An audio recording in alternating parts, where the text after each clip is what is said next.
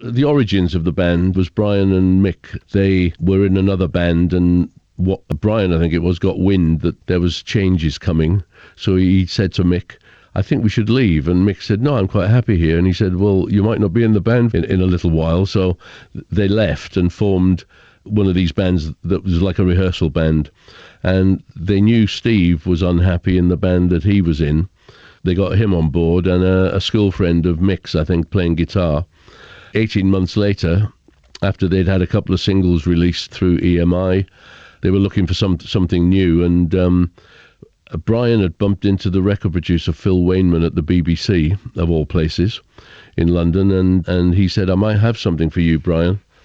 From that, I might have something for you, Brian, it was, I might have something for you, Brian, and the band, The Sweet.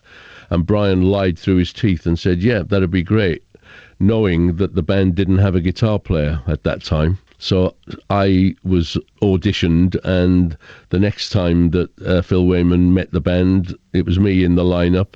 And, well, as I say, the rest is history. The band developed, I think it's fair to say. I grew up with The Sweet and loved everything that the band did, you know, from Coco, Papa Joe, and I even like your little Willy, if you don't mind me saying.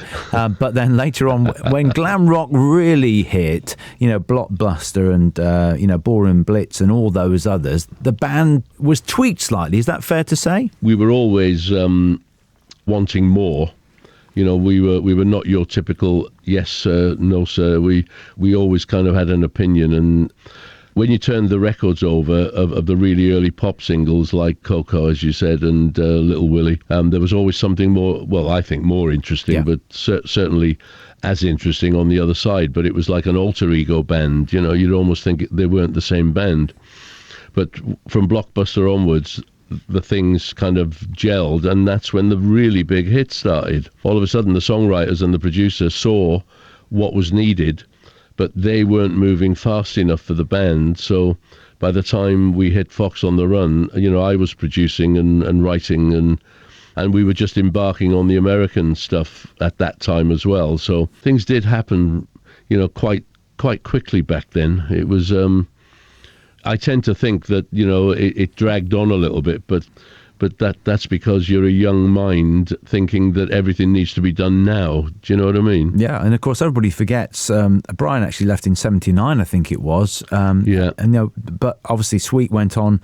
And they're still going on a long time after Brian left. Many people might have thought he was with the band a lot longer than he actually was. Well, he was there for in the mind's eye of the UK. He was there for all the major hits, and quite frankly, without him, you know, we wouldn't be where we are today.